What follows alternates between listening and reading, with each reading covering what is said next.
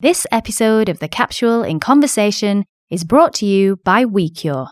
A leader in health tourism, WeCure offers specialist EMDR trauma treatment whilst you reflect and heal in the Mediterranean. Reset your mind and well-being. Speak to WeCure. WeCure.co.uk/capsule.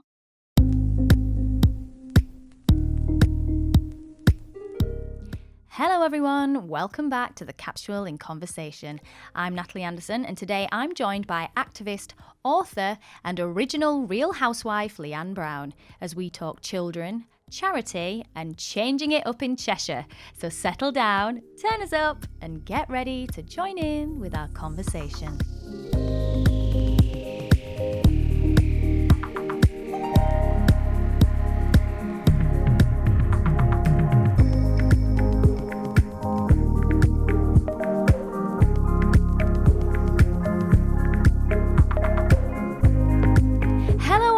How are we all doing? I hope you've all had a delightful week. I certainly have, as yesterday was my birthday at 39. Is it just me or does 39 feel like the old 29? You know, when people used to think that by turning 30 you were a fully fledged adult. Now it seems like 40 is properly adulting. God, only another year to go. I'm actually very excited about it. It feels like a bit of a coming of age for me. Like I'm ready to find myself, and someone who's definitely found herself in the past few years is today's very special guest, the glamorous, gutsy and very gorgeous Leanne Brown. Hi Leanne. Hello Natalie. Oh, thanks so much for being with me today. It's absolutely amazing to have you. We've got so much to talk about, but before we get started, how did you feel when you turned 40? Were you scared? I knew you was going to ask me this. Sorry. I was just thinking when you were saying it then, I'm well past that mark. But I actually really embraced being 40. And I know they always say, like, the cliche, life begins at 40, but I really feel like I've really come into my own since I've been 40. I think it's like a turning point where you just, I'm not taking no more, can I swear? Yeah, of course no you more can. Shit. Yes. And just a lot more fearless and weirdly more confident. And I just, I've really enjoyed being 40 so far because I'm a bit over 40 now. Only by a little bit, though. Only a little bit. But that's the thing, isn't it? It's kind of, you know, as women, we spend so long trying to please people and trying to be nice all the time and, you know, keep the peace. And then all of a sudden, it's like I'm feeling it now. You know, I'm getting to that point where I'm going, no, actually, I've got a voice and I want to speak my opinion and I want to be heard. I feel like I'm giving myself permission when I get to 40. I'm like, right, anyone that's done my editing, you're all going to get it. Yeah, there's a thing, isn't there? So obviously when you're young and you're a kid and you've got no fear and no limitations and you can't disguise your differences and you're just out there and kind of that, the next time when you feel like completely liberated and being able to say anything is when you're like an old age pensioner and there's no filter and you can get away with it, but it's that bit in between that we really find difficult to just be ourselves and just say it as it is. But I definitely think 40 is a turning point for everyone, like just to be like, yeah, go for it. Well, this is it. You see, I've got my last year of being 39, the last year of my 30s, and this is it. I'm gonna prepare myself for that big milestone. Now, Leanne, most people would recognise you as one of the original stars of The Real Housewives of Cheshire, but you're also an author, having released your book Grace, Gratitude and Grit in 2018, an entrepreneur with the founder of online business With Love Leanne, a dedicated supporter of the One Woman at a Time charity, and mum to 3 beautiful girls, Hallie, Lilia and Lola. You have got a lot going on. How are you managing everything? You know, obviously lockdown's kind of put a stop to a lot of things with regards to the charity especially.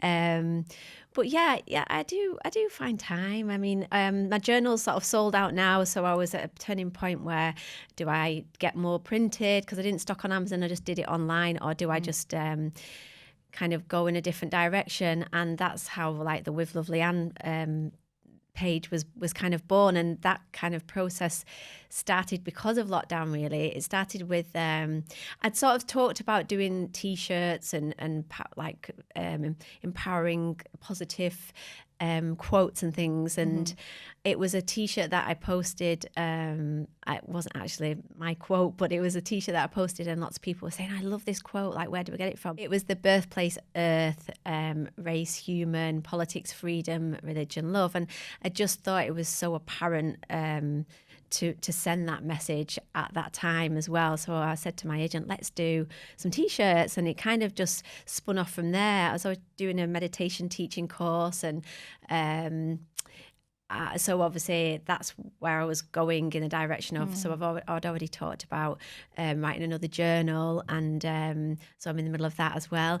And obviously I just found such a love for writing after doing the journal. And that I started doing my own meditation scripts and stuff. Was it your experience after the Housewives or during the Housewives, that period of time, that inspired you to write the journal? Because so much of it is, you know, you are a gritty person. You're so soft kind of on the outside, but inside you're a really, gutsy girl. And was it kind of your journey with the show that inspired you to kind of start writing that journal? Yeah, definitely. Doing the show was a huge learning curve for me, learning about myself, coming into my own, obviously turning 40, learning about the people that I had in my life. Were they bringing anything good to it? Were they anything of value? It was just, obviously watching it, you know what kind of show it is, and it is quite sort of disempowering at times, you know, with regards to the bitching and the backstabbing and stuff. And I did find it quite difficult going through that. And there was a very close-knit circle of friends initially going into that. And that obviously all broke down while doing the show. So it was a massive learning curve, and like I say, it was just sort of looking at myself. And was it what you expected? Because the thing is like what is reality TV now is very different to what it was originally. So if we think about the experiment of Big Brother, and everybody just went in there and it was like, whoa, let's watch these people. Now it's so formulaic almost that, you know, it is scripted reality. So it is kind of created in the format almost of a soap opera, and that's kind of the way it's played out, and that's the entertainment of it. But for the people in it, if you're not expecting that must be really difficult to kind of the lines being blurred all the time. How did you exist as a normal person? Yeah, everyone always says, is it scripted? And we were always obviously told to say it's not scripted. It's not scripted in the sense like where you have to learn your lines. Yeah, it's not like that, but the situations are put together. Of course, yeah. That you put in a situation, you put in a scene, sometimes you don't know who's going to turn up. Obviously, you're asked to talk about the different discrepancies that are going on within the group, and then go around to about all 5 of the housewives to say the same thing, where you probably wouldn't do that in real life anyway. But it was obviously all kind of produced arguments, really.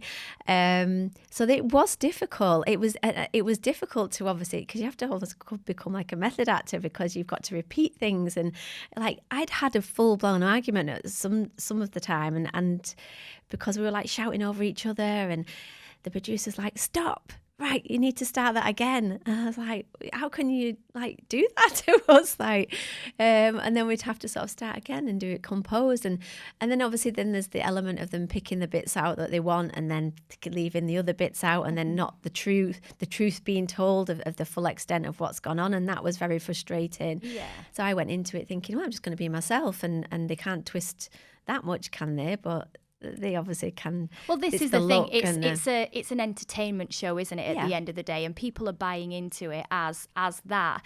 So I think if you don't have that knowledge in the back of your mind entering into it, it can be, and I expect it was, very overwhelming and very,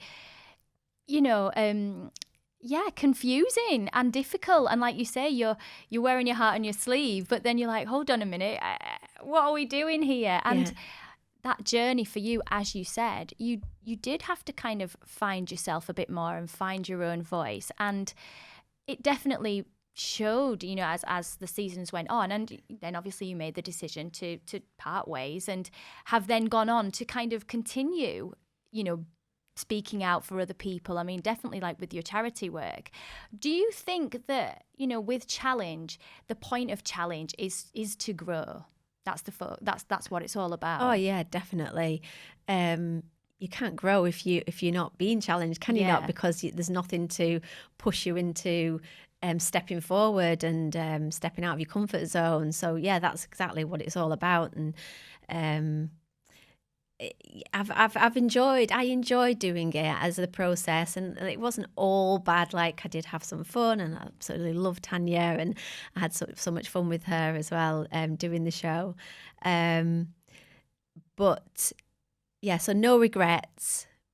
But I've really enjoyed finding my own identity, because obviously as well, going into the show, I was just like with the kids and raising the kids and stuff. I almost said just a mum then, and I always used to say that, and I used to smack myself for even saying it. Yeah, but there'll be lots of people that think that, that label themselves as that, as I'm just a mum, which is the hardest job in the world. And I know everyone says it and it's a cliche, but it really is. To be a great mum is very difficult. And again, it's something that it's very apparent how much you love your children, and everything is about your kids. So I totally understand you reflecting on yourself like that. Yeah. But as you said, the show did give you the platform to then explore other things that you're genuinely interested in. Yeah, definitely finding me again, I suppose. That me saying just a mum, that come from the WAG label, and everyone used to say, oh, well, you're just living off your husband, and I used to think, oh, what do you do for a living? I'm like, just a mum, and I was obviously a lot younger then, I only had Hallie, but yeah, definitely just finding who I am, and like, you just get lost in motherhood as well, don't you? Yeah. Let's face it, and you forget what it is that you used to love beforehand. And I never really actually knew what I wanted to do or I actually do. I wanted to be a model. That's what I wanted to be when I was a lot younger. And then I was too small. Then I was going to go into glamour modelling. Then I met Wes, and he was like, you're not doing that. Alex Ferguson won't like it.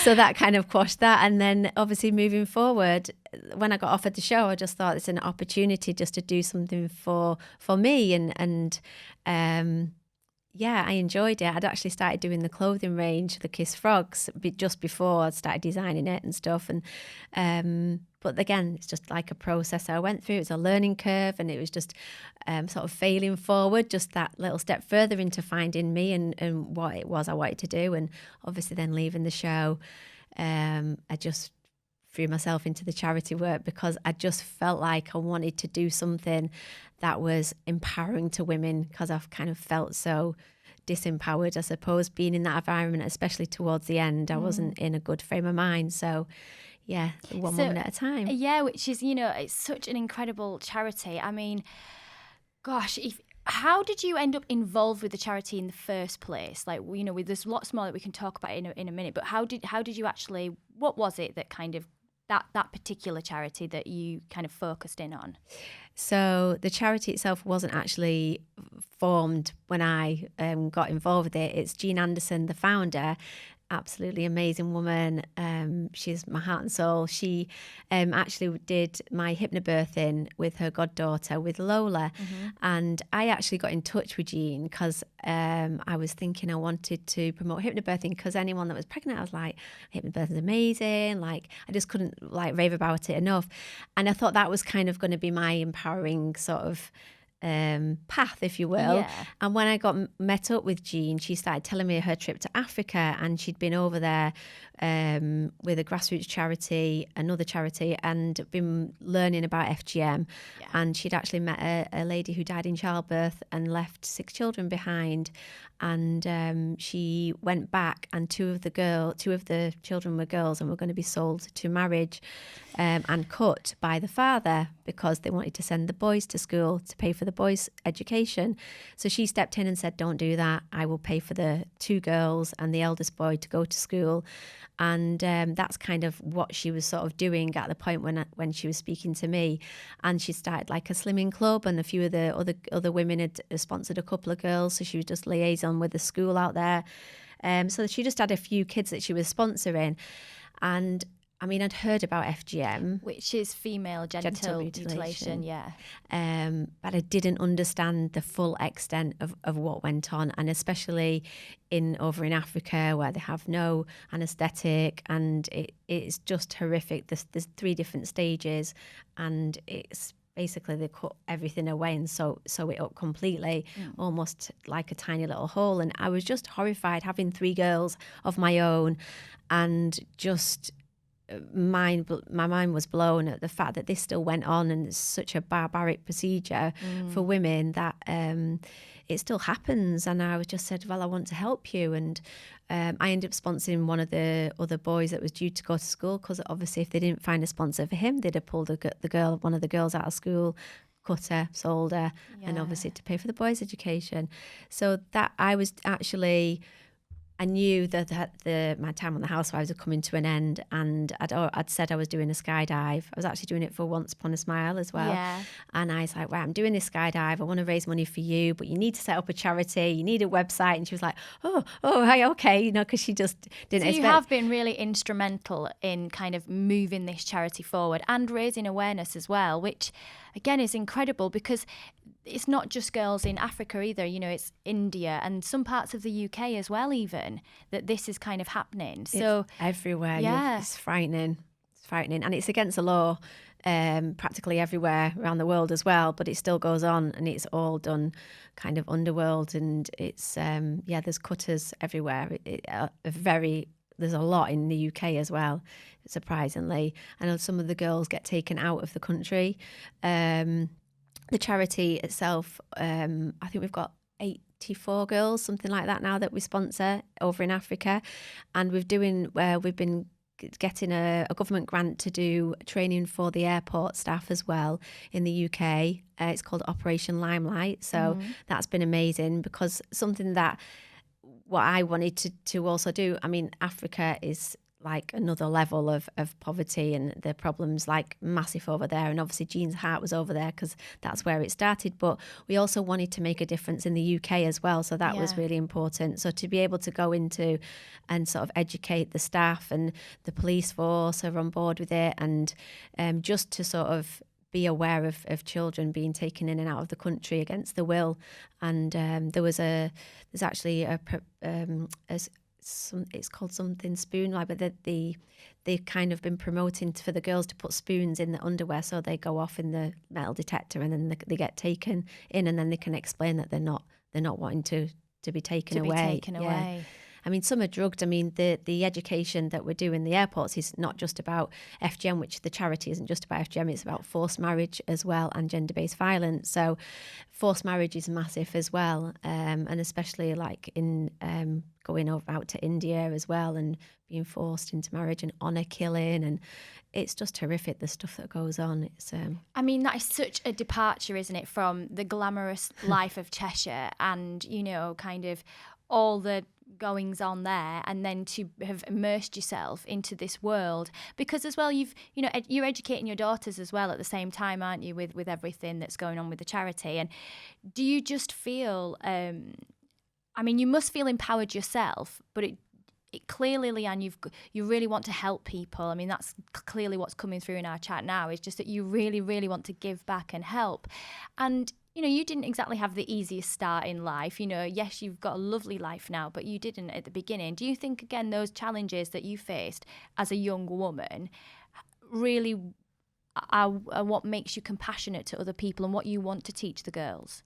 Yeah, definitely. Obviously, it's no secret that I was in an abusive relationship. My dad left when I was 13, and obviously being exposed to that, it's that going through experiences and situations which forces you to grow and learn from them, and be stronger.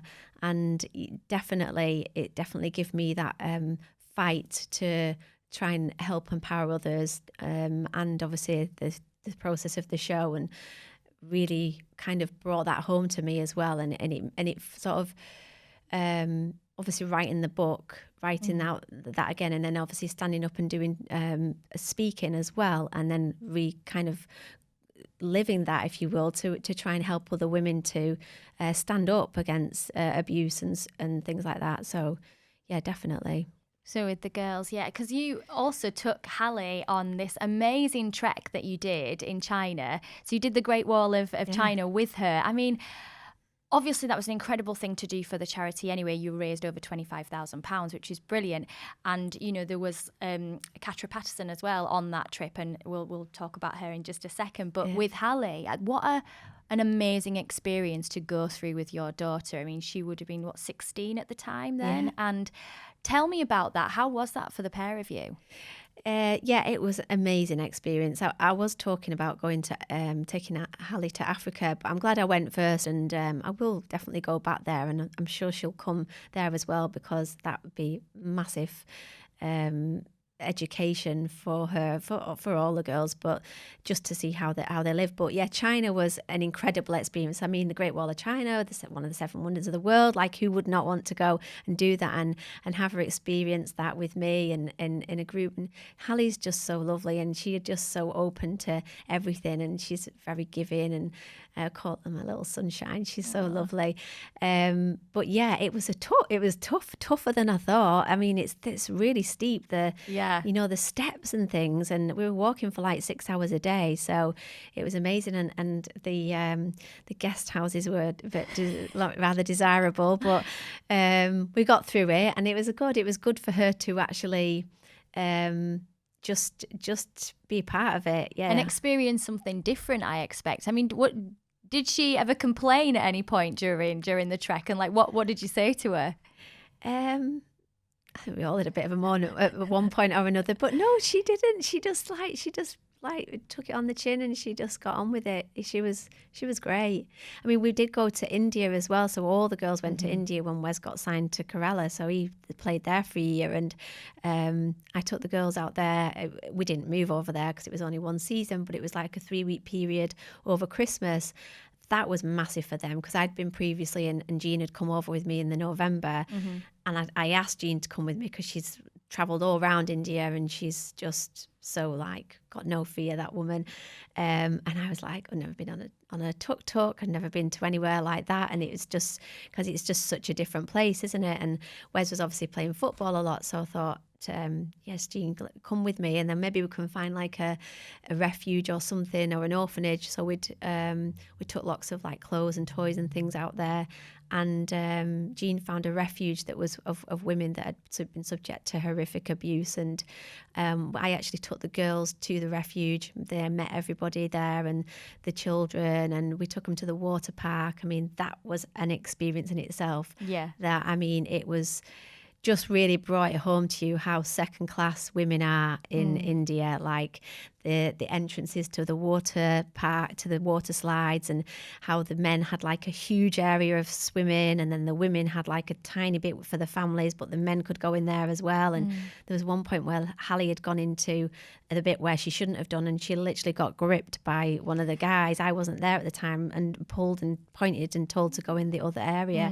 So yeah, it was a learning curve, and we were all there in like our little costumes, and they're in like full almost burqas, like swimming, and that really brought it home to me, because they was like, well, should we get a t-shirt and the leggings? I was like, no, because that's our culture, like we'll just embrace who we are. But it was very daunting, and we were getting looks and whispers, and it really made me feel like how other people from other countries come to our country, and how it must feel really uncomfortable and different when they're potentially getting looked at for looking a different way. So that was a bit of education as well for us all. Yeah, again, it strikes me though that even though it seems terrifying, you're doing it. You're pushing yourself out there. And do you think that's because you want to be a really good role model to your girls, that you have to kind of inspire them and say, no, mum's going to do it, so we'll do it. And then, hopefully that will catch on with the younger ones. Yeah, definitely. That's really important to me. That was, I mean, when I was doing the show, there was times where I was breaking down and I was crying, and I was like, they were witness to that. I mean, they didn't really like me doing it because it was one of those, first it was a bit of a novelty, and then it's like, right, we're going to get out of the car and walk in the house. Okay, can you do it another 10 times? And they're like, oh God, Mum. So they witnessed me being quite upset at times. So I just thought it was so important for them to see me doing something good and something empowering, especially for women, having all of them being girls. And and I know they've took on board. There's a funny story actually that I tell with Hallie. She when she was younger, she actually got asked what did she want to be when she grew up, and she said a shopper like Mummy.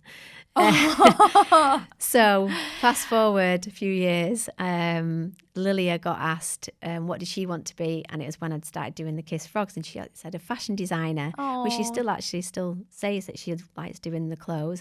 And then Lola, a few years later, got asked what she wanted to be. She brought a book home actually, and she'd written this it's almost like a little mini journal. She said she wanted to be an author like Mummy. So it just shows you how it rubs off on them. Oh my God, how did you feel? Did you nearly cry? Amazing. Yeah, of course. That is so beautiful, and for you as an achievement, like you say, of how your children see you. Yeah. And I love that. That is such a beautiful story, and how her version of you is, Mummy is an author, and Mummy is a traveller as well. She travels around. She's an adventurer, and you'll be probably taking her on adventures as well at some point. Yeah. But going back to your spirituality and meditation, because I've always thought that you were a very spiritual person, and tell me where that interest kind of has come from. I think it probably started when I was having crystal healing before I had Lola. A lady called Vicky Gadd, amazing lady, and the crystal healing was sort of, well, my brother was always into like the spiritual festivals and stuff, and he'd say come along, and I was into having my cards read and things like that. But it was obviously the crystal healing, I was having it really religiously, and actually got pregnant while I was having like seeing Vicky on a regular basis, because I remember her telling me when I was pregnant, she actually could feel the baby, that there was a baby there, and she sort of says she's seen like the angel come and the baby was there. And when she used to do the treatments on me, I mean, Lola has got an old soul. She's very, very sensitive soul.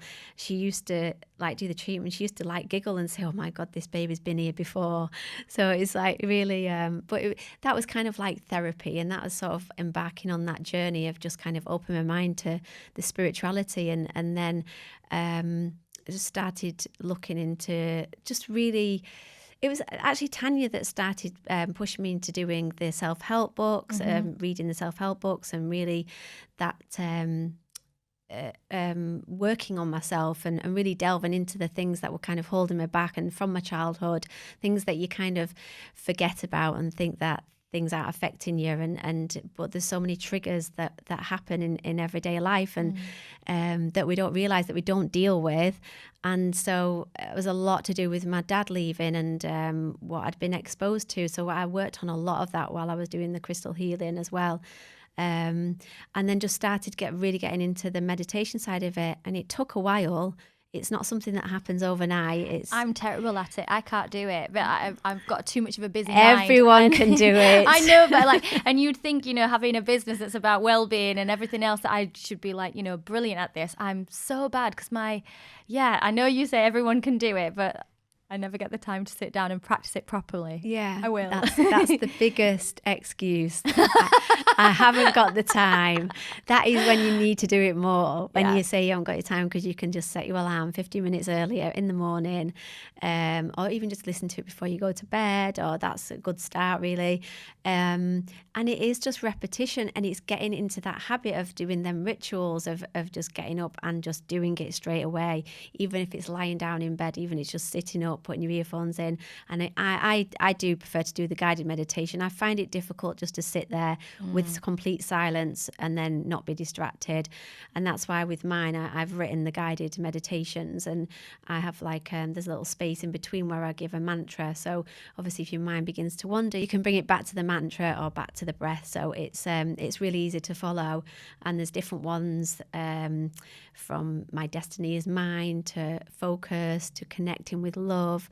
I Am Guided. It's not like a 7-day one. There's just all the different moods of what you may feel. So, and they're only 15 minutes long, and anybody can fit 15 minutes into the day. It's so valuable to you. Do you feel like as well, being on this journey, it's been part of this process of kind of coming out of this cocoon and being a butterfly, of kind of going this journey that you've been on and it looks like continue to go on. Do you feel this is an integral part of it, the meditation and positivity and spreading that positivity? Oh yeah, 100%. This is my purpose. This is what I am just thriving off doing this and helping people and trying to explain to people how important like self-care is and self-love and them affirmations, and the language that we use is just so important. Language carries a frequency, and we self-sabotage so much on a daily basis without even hearing ourselves doing it, because it becomes almost like it becomes comfortable because we're so used to just sitting in that frequency of feeling it's easier to just beat yourself up, and it's so much harder to get that awareness and then switch that self-talk up and feed yourself the positive things that really make a difference to your mindset and your mental health. And it's a funny thing, isn't it? Because when you do kind of focus on yourself and, you focus inwards, this idea of it being selfish and this idea of, if you say, oh yeah, I am good at that, or you congratulate yourself, it's that we've been conditioned into feeling big-headed or, or showing off or something, which actually that's not right, because as you say, the language that we use about ourselves, it becomes part of us, and then we start to inhibit that. So yeah, we do need to kind of be more positive and spread positivity. And one thing that I'm really all about, and I know you are, is saying that to other women as well, of saying, you look gorgeous, you look lovely, and genuinely meaning it and going, you can do this, and being each other's cheerleaders, because those female friendships and that female empowerment starts kind of as a collective, doesn't it? 100%, yeah. Yeah, I mean, we find it so easy to give compliments. We find it so much more difficult to take them, don't we? Yeah. And it's so crazy as a society, and especially in the UK, I think we're so sort of, we do find it difficult to do that, and it is so important. It's so important, and it's not. Did you say selfish? It's like, there's actually another lady called Robin who's done a podcast, and it's called Positively Selfish, and I think that's just such a very really apt title, isn't it? Yeah, of course. But yeah, 100%. It is so important. I watched a podcast actually yesterday, and it was she was talking about how some people have a superiority complex, some people have an inferiority complex, and she created this word which is interiority, because it's the only place in the middle where you can't you're not in competition with anyone, because it's just being within and yourself. And I just thought it was really really interesting word, interiority. Yeah, so I it's like that. bringing it in the middle, like everything. You don't have to compete, and you don't have to dumb yourself down either. Yeah. You kind of can just be. Yeah. Going back to Catra Patterson, who you did the trek with, she's become a good friend of yours, and as you've said, Jean as well. Do you think that your friendships have changed, and what you want from friends in the past few years? Do you think that your notion of friendship has changed? I'm much more aware of the people that I let into my life, and not as naive, not as trusting. But I have got like friends that I've known for years, and I think as you grow up, especially as you turn 40, and you kind of get to know the ones that, like I say, aren't bringing any value to your life are actually hindering you.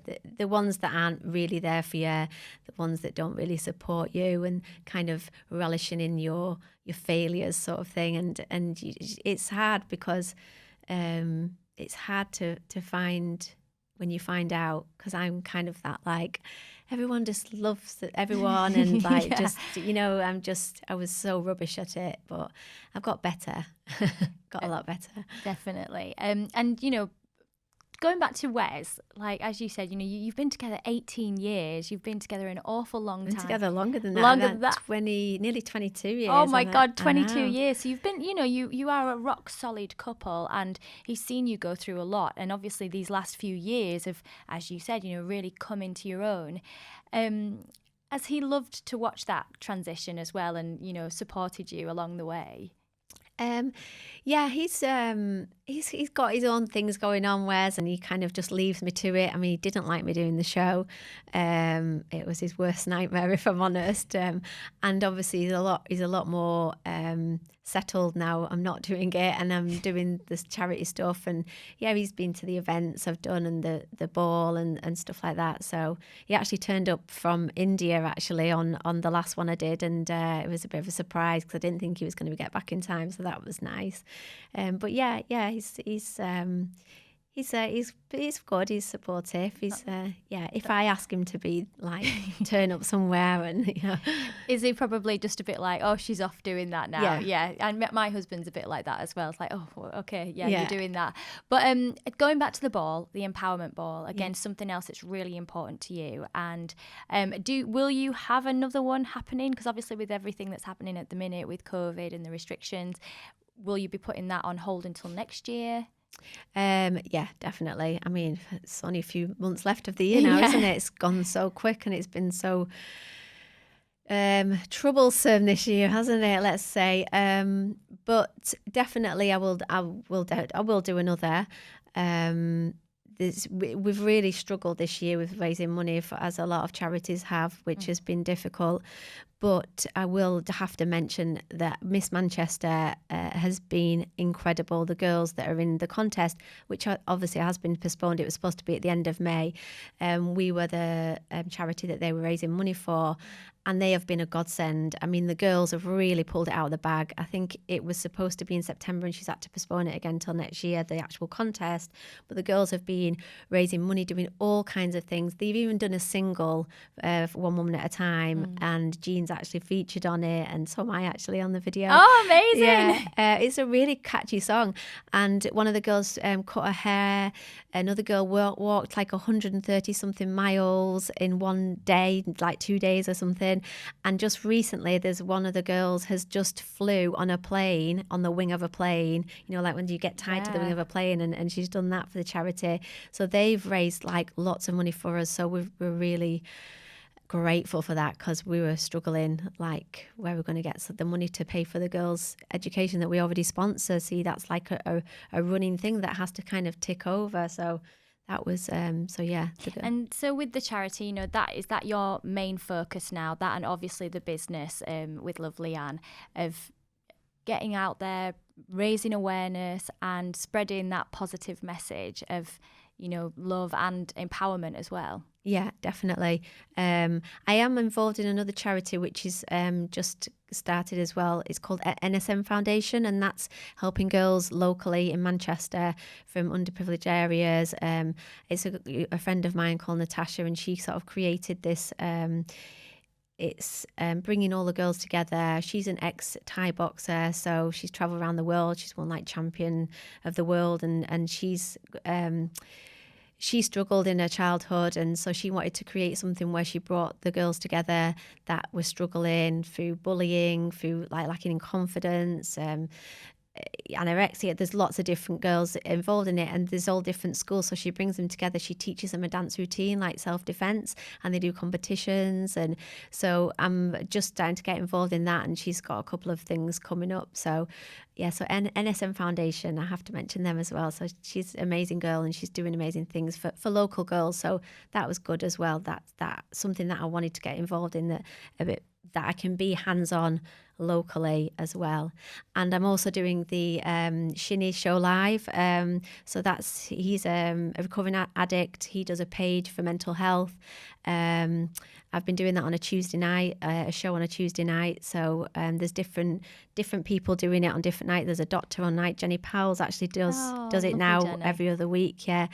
And it's just, I talk about obviously the self-love, being yourself, meditation. I do a live meditation at the end of it, and I'm really enjoying doing that. And that is just about serving, giving back, isn't it? And just helping others. It all ties in with the same thing with Love Leanne and just spreading the most positive message you can. And before we just finish up, when we started, you said, right at the beginning, you're like, oh, I'm, a few years back, you would have said, oh, I'm just a mum. Like, would you have ever envisaged this point where you are now? Like, you're so hands-on with so many different charities. You've got your own business. You've written your own book. You probably have another book coming out. Could you, back then, like this woman that's sat in front of you now, could you have ever imagined that? No, I worlds apart from where I am now. I was kind of always happy to sort of be in somebody else's shadow, whether it was obviously when I got involved in the relationship that was that did knock my confidence a lot. And obviously being with Wes, he's like out there, he was in the limelight, wasn't he? So I was always kind of behind, sort of in the shadows. And even with friendships, I was kind of very overpowered in a lot of in one particular friendship, we won't go there, but yeah, just looking back at the person I was there, I've changed so much and I've really come into my own. I suppose I always knew I had it in me. It's in there somewhere. But yeah, I've definitely evolved for the right reasons. And if someone, who's listening to this now might also have just said to themselves, oh yeah, I'm just a mum. Like, what would you say to them? What's your advice to them to kind of, as you said, find themselves? Firstly, you're not just a mum. Nobody's just a mum. Nobody's just somebody's wife, just somebody's mum, just somebody's voice. It's just about really thinking about the things that you used to love before you had children and embracing individuality. Everybody's got their own magic. And this is something that I've heard of Jill Scott, everyone's got their own queendom. Oh, I like that. Yeah, so it's just finding your queendom and running with it. Oh, Leanne, it's been so fabulous to chat with you today and to learn more about the incredible work that both you and One Woman at a Time are doing. It's been so lovely to catch up and just to have a really nice, open, honest, frank chat. So thank you so much for coming to see me. Oh, thank you. Thanks also to you guys at home for tuning in and for being part of our conversation. We hope you've had a nice chance to sit down and take some time for yourself. If you'd like to find out more about the One Woman at a Time charity and how you can get involved, please visit www.onewomanataTime.co.uk. You can also catch up with Leanne on Instagram and also at www.withloveleanne.com, where you'll find beautiful meditations, wellness guidance, and a selection of positivity-filled products. If you'd like more wellbeing, fashion and beauty, you can visit us at our website, www.thecapsule.co.uk, where you can also catch up with our previous podcast episodes by visiting the In Conversation page and subscribing to any of our podcast channels and YouTube. Do leave us your rates and reviews. We love hearing your feedback. If you're a social butterfly, you can also catch us on Instagram and Facebook at Official Capsule. I will be back next week with another very special guest, but today all that's left for us to say is goodbye. So it's goodbye from Leanne. Goodbye. And goodbye from me. This episode of The Capsule in Conversation was brought to you by WeCure. Specialists in EMDR, trauma and mindfulness therapy, WeCure offers one-of-a-kind treatments whilst you reflect and heal in the Mediterranean. Reset your mind and well-being. Speak to WeCure. WeCure.co.uk/capsule.